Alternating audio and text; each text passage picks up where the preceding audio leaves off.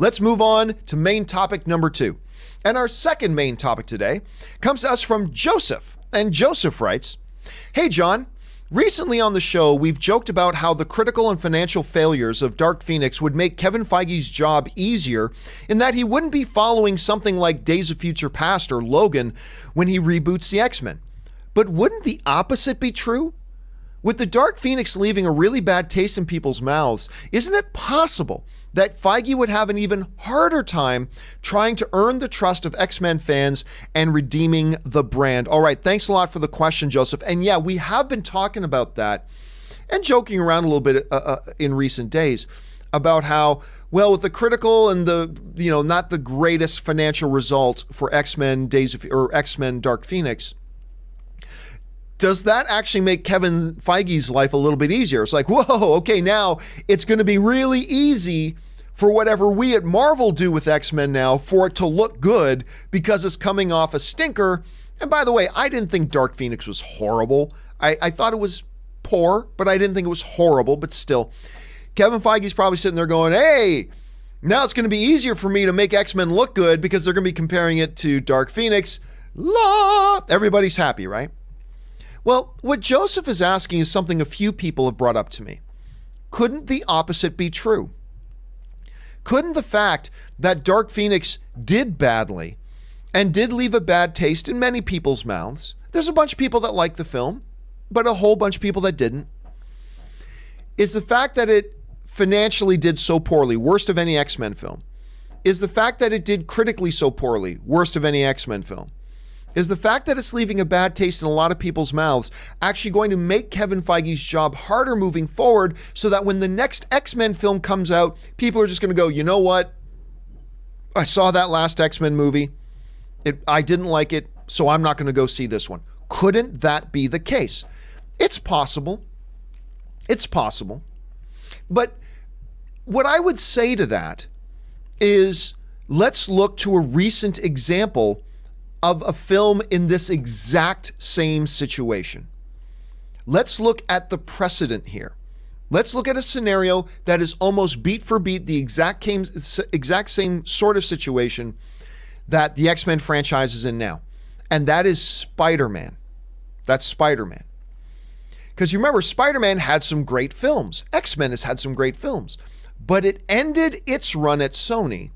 It's still owned by Sony, but you know what I mean. It ended its run on a pretty disappointing note with The Amazing Spider-Man 2 with Electro and all that kind of stuff. It ended on a disappointing note. So then Kevin Feige gets his hands on Spider-Man because Sony grants him the permission to make him in the MCU. So how did the audience respond?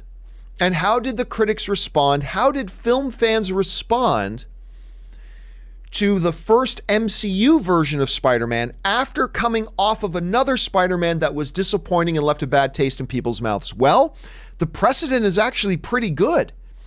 You see, because The Amazing Spider-Man came out, only had a 52% critic rating on Rotten Tomatoes, not well received by the critics, and it made $708 million at the box office. That's still really good. I mean, $708 million is still $708 million. But it was a very divisive film. A lot of people didn't like Spider-Man, The Amazing Spider-Man 2, and it kind of left, as you were saying, and I like your terminology, it left a bad taste in people's mouths. Okay, did that hurt the next incarnation that would be under Marvel? Actually, no, because the next film was Spider-Man Homecoming, the first one under Marvel, and the critic rating shot through the roof because they made a good movie, 92% critically, but also more people came out to support it, nearly $900 million. On a film that was going through its second reboot in like 6 years, going on to its third Spider-Man in like 6 years, coming off of a movie that left a bad taste in a lot of people's mouths, and what happened? They made a good movie, so the critic rating was good, the audiences liked it, and the audiences came out to support it. It made more money than the previous one did. So I would suggest, in a situation like this, where we're asking the question, when Kevin Feige goes to make the first X-Men movie, will the fact that X-Men Dark Phoenix left a bad taste in people's mouths, is that going to hurt the next one?